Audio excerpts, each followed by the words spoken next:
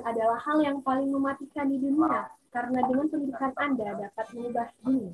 Nelson Mandela. Assalamualaikum warahmatullahi wabarakatuh. Salam sejahtera bagi kita semua. Shalom, Om Swastiastu, Namo Buddhaya, dan salam kebajikan. Dewan juri yang terhormat beserta rekan berpikir yang saya banggakan, perkenalkan, kami delegasi dari Badan Otonom Community of Science Fakultas Matematika dan Ilmu Pengetahuan Alam Universitas Sriwijaya.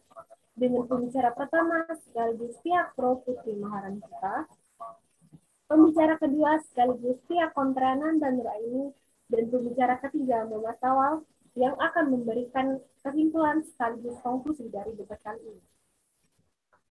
Pertama, saya akan membawakan 3 definisi dalam perdebatan kali ini. Yang pertama adalah pendidikan. Menurut Departemen Pendidikan Nasional, pembelajaran adalah proses interaksi peserta didik dengan pendidik dan sumber belajar pada suatu lingkungan. Yang kedua adalah daring. Menurut Kamus Besar Bahasa Indonesia, daring adalah akronim dari dalam jaringan, yang berarti terhubung melalui internet. Dan yang terakhir adalah efektif. Menurut Kamus Besar Bahasa Indonesia, efektif berarti menimbulkan akibat, manjur, dan berhasil. Terdapat 2 latar belakang dalam perdebatan kali ini, bahwa Perserikatan Bangsa-Bangsa menyatakan salah satu sektor yang terdampak oleh adanya COVID-19 ini adalah dunia pendidikan. Sebagai upaya untuk mencegah penyebaran COVID-19, WHO merekomendasikan untuk menghentikan kegiatan-kegiatan yang akan berpotensi menimbulkan kerumunan, salah satunya pembelajaran. Dan yang kedua, sejak COVID-19 masuk ke negara Indonesia pada tahun 2020, Kementerian Pendidikan dan Kebudayaan menerapkan pembelajaran daring mulai dari tingkat sekolah dasar sampai perguruan tinggi. Berdasarkan latar belakang yang telah saya sampaikan, saya berpendapat bahwa saya mendukung serta mempercayai mosi pembelajaran daring efektif untuk tetap dijalankan ke depannya. Dan saya akan memberikan limitasi, yaitu pembelajaran daring yang dilaksanakan oleh pelajar tingkat sekolah dasar sampai perguruan tinggi di Indonesia. Adapun urgensi dalam perdebatan kali ini adalah pembelajaran daring sangat diperlukan untuk menghentikan penyebaran COVID-19 di Indonesia, di mana yang kita ketahui bahwa telah ada 4 juta lebih masyarakat Indonesia yang terkena virus corona. Dan melihat dari rentang usia 6-18 tahun terdapat 10%, dan untuk usia 19 sampai 30 tahun terdapat 24,8% orang yang terkena virus corona. Adapun mekanisme yang saya dukung dan tawarkan dalam perdebatan kali ini, bahwa pembelajaran daring tetap harus dijalankan ke depannya sebagai upaya pemutus rantai penyebaran COVID-19 di Indonesia. Dan program vaksinasi yang telah diadakan oleh pemerintah hanya diperbolehkan untuk masyarakat yang telah berusia 12-15 tahun. Ini artinya pelajar yang berusia di bawah 12 tahun tidak bisa mendapatkan vaksinasi. Ada beberapa argumentasi yang membuat saya mendukung mosi ini.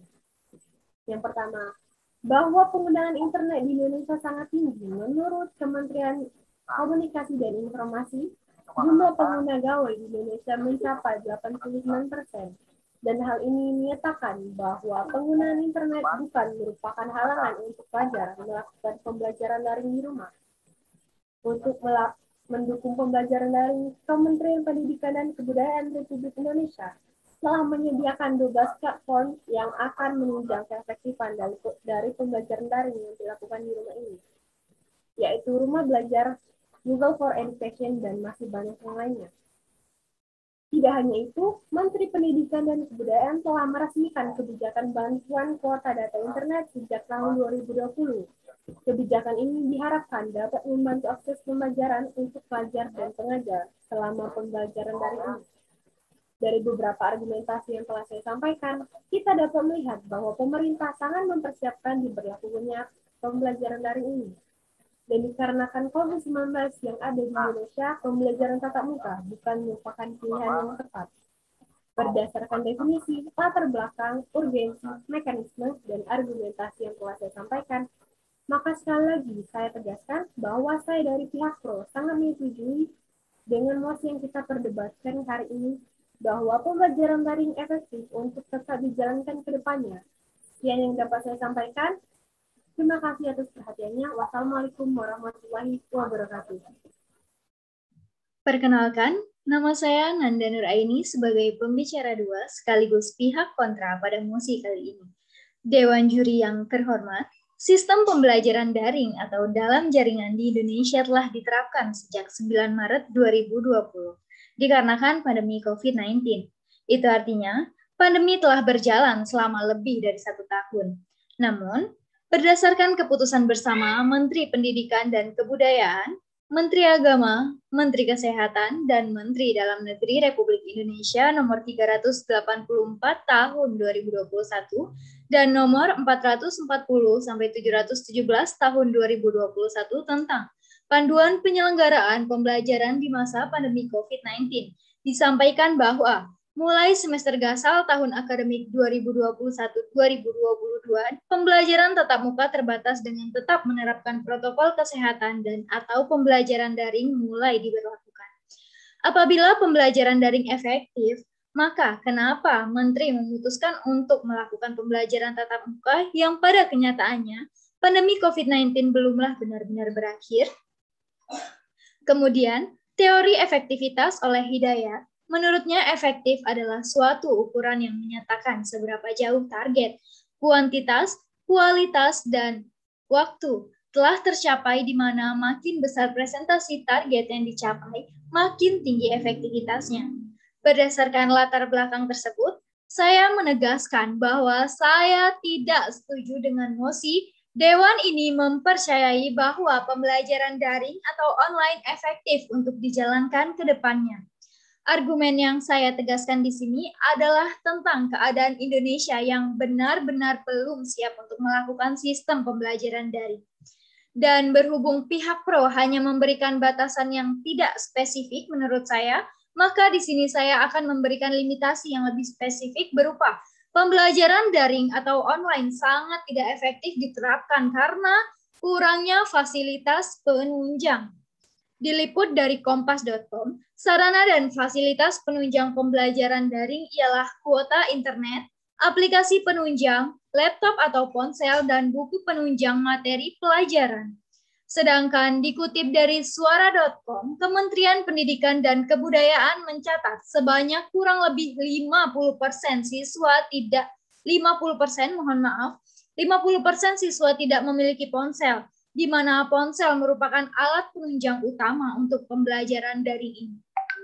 Untuk 50% yang memiliki ponsel, belum tentu benar-benar efektif. Mereka masih menghadapi tantangan kuota internet yang harus dibeli, dan buku penunjang yang harus dibeli juga. Sedangkan berdasar data dari situs resmi bapeda.jogja.prof.go.id tercantum bahwa jumlah siswa miskin di Indonesia tahun 2021 masih sangat tinggi, dengan rincian tingkat SD sebanyak 140.550 siswa, untuk SMP sebanyak 76.049 siswa, dan untuk siswa SMA 67.751 siswa. Selain kuota yang harus dipenuhi untuk pembelajaran daring adalah aplikasi penunjang yang tadi telah disampaikan oleh pihak pro. Memang aplikasi penunjang tersebut sudah sangat canggih dan banyak sekali. Namun aplikasi tersebut sangat membutuhkan sinyal yang stabil. Sedangkan menurut Badan Aksesibilitas Telekomunikasi dan Informatika, masih ada 11% wilayah di Indonesia yang belum terjangkau jaringan internet. Hal ini tentunya akan melanggar Undang-Undang Dasar Negara Republik Indonesia tahun 1945, Pasal 31 ayat 1 dan 2.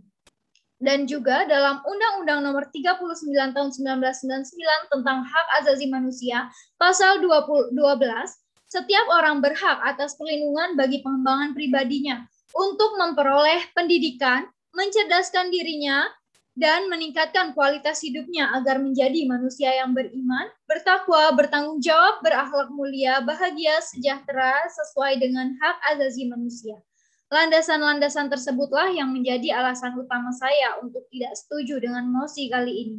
Mungkin cukup sekian dari saya akhiri. Wassalamualaikum warahmatullahi wabarakatuh.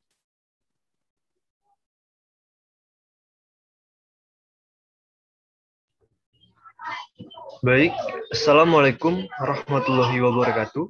Saya Muhammad Sawal sebagai konklusi dan menarik kesimpulan pada debat kali ini. Dari argumen dari pembicara 1 mempercayai bahwa pembelajaran daring efektif untuk tetap dijalankan ke depannya. Menurut WHO, COVID-19 adalah penyakit menular menyebabkan infeksi saluran nafas pada manusia, mulai dari batuk, pilek, hingga yang lebih serius yaitu kematian. Dari Perserikatan Bangsa-Bangsa menyatakan bahwa salah satu sektor yang terdampak oleh adanya COVID-19 ini adalah dunia pendidikan. Sejak COVID-19 masuk ke Indonesia, pada bulan Maret 2020, Kementerian Pendidikan dan Kebudayaan menerapkan pembelajaran jarak jauh mulai dari tingkat SD sampai perguruan tinggi. Dari pembicara satu meyakini bahwa pembelajaran daring merupakan mekanisme yang mengutamakan demi kepentingan, kesehatan, dan kesejahteraan rakyat Indonesia. Berdasarkan latar belakang yang telah saya sampaikan, saya berpendapat bahwa dari argumen pembicara satu yaitu mempercayai pembelajaran daring efektif untuk tetap dijalankan ke depannya, beralih ke argumen pembicara dua yang menegaskan tentang keadaan Indonesia yang benar-benar belum siap untuk melakukan sistem pembelajaran daring, seperti 50%-nya yaitu belum memiliki ponsel yang benar-benar belum efektif mereka hadapi, yaitu tentang kuota internet yang harus dibeli untuk mengakses aplikasi pembelajaran daring, serta jaringan yang masih terkendala di daerah-daerah tertentu yang masih mengalami tidak adanya internet. Selain itu, buku penunjang yang tentunya harus dibeli, kuota yang harus dipenuhi. Pembelajaran daring ini adalah aplikasi penunjang yang sangat tidak efektif yang telah disampaikan oleh pihak Pro tadi. Memang aplikasi penunjang tersebut adalah sangat canggih dan banyak sekali. Namun aplikasi tersebut membutuhkan sinyal yang stabil. Baiklah, solusi dan jalan keluar yang harus kita hadapi dan kita jalani pada pandemi kali ini yaitu